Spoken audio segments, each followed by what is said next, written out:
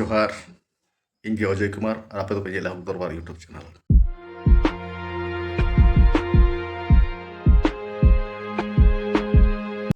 तेहना कथा दला बन एतहब लेके ना दिसम रे उकार दो जाति रापाचा उकार ना दो धर्म रापाचा नोआ को दो हुयुग काना आधान को मेनेआ आले दो सरी धर्म दरकार आधान को लइया आले दो सारना धर्म दरकार तबे ओका धर्म दो बेसा नेल पे बया आवाक दो सारना धर्म काना सांताल जात रेना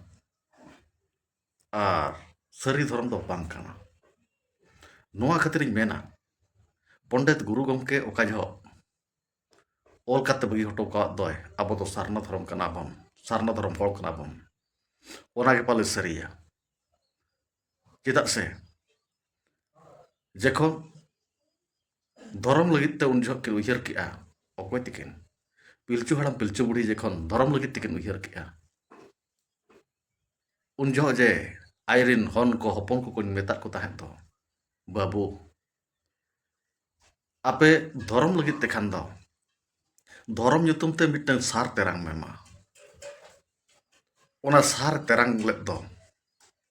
ओना तेरांग सार तो बजाव लेना आर न्यूर लेना ओना सारजम दारे बुटा रे ओना खातिर अब सान्ताल तो ओना सारजम दारे बुटा गेबन बंगाहा आर ओंडे गे मारांग बुरु जाहेर आयो मेना केना मनते बिटा पतियो मेना ताबोना आर सार खन सारनायना नोआ खातिर ते जखन ओना सार को तेरांग लेआ आजरिन हपन एरा बा अकिन रिन हपन एरा जखन को ओना सार को नाम किया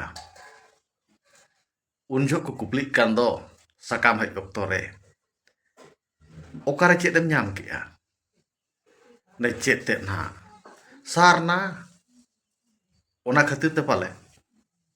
अब दो ओना सारना कमेन के दो ओना दगे पाले अब दो सारना धर्म गेबन न्यूम हालांग किया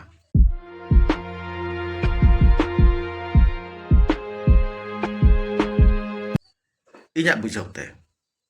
आ भित्री कथा बी लई दाड़ा बी बाखेन दाड़ा तबे सरी धर्म और सारना धर्म भितर रे रेपेज रापाचा दो नोआ काना तबे मिटन कथा मांग खन हो मेन काना और नितो हो मेन काना राष्ट्रपति द्रौपदी आयो ओका जो मेन ले दो मयूरभंज मिटन स्टेट हुयुग मा मेनते दाबी कते ओको ना को चलाव लेन दो भोज दिसम खन दिल्ली उन जो मेता को ताहें जखन जतो हर पे मिठनोआ जतो सांताल मिठनोआ पे मिटन डहार ते पे ताड़ामा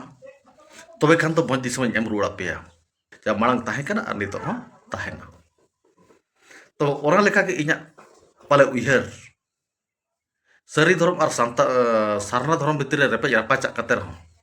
सरी धर्म हड़ को चलाव लेना दिल्ली मेनका ओना हो बांग हुई दाड़ा तबे ना सारना धर्म हड़ को चला रहो ओना दो बांग हुई दाड़ा तबे सालखान मुर्मू गमके ओका जना आयुर का बंधो सारना धर्म और बांग सारना कोड नाम लगित ते तबे ओना सारना कोड नाम लगित ते कान जतो हर जुमिद दरकार ओना जुमिद बांग खान दो अब सारना धर्म बाबन नाम दाड़ा चेदा से अब अब भितर रे हिंसा हिंसा को बनाव एनको नेता राजनेता जस्ती ऑल पढ़ा हड़ तबे खपरियो को सिरजवा बन कान दो ओना दो आबो को टाका पैसा ते आबो को दाड़े ते आबो को खपरियो होचोए बना आको दो भाई इनके गे मेना को निनंग दो ठिका दो का मा तबे बेस इन मेन के से बड़ी इन मेन के ओना दो आपे पे उयहरा कमेंट तपे बड़ाय हचुया तीनंग सरी कथा तीनंग खाली कथा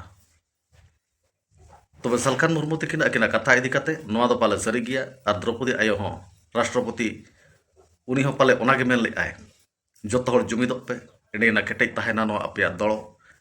आपया सारना धर्म ओना खातिर गे पाले जतो हर पाले बन जुमिद लेन कान ओना सारना कोड बन नाम गया और सारना धर्म हो आबो गे आबो दोबन हुयुग काना सांताल सारना धर्म हड़ आदिवासी दो बन बांग काना उन दिन खन मेन का तेहन ही मेनेत गया आदिवासी दो बन बांग कान गया आबो दोबन हुयुग काना कंटी सांताल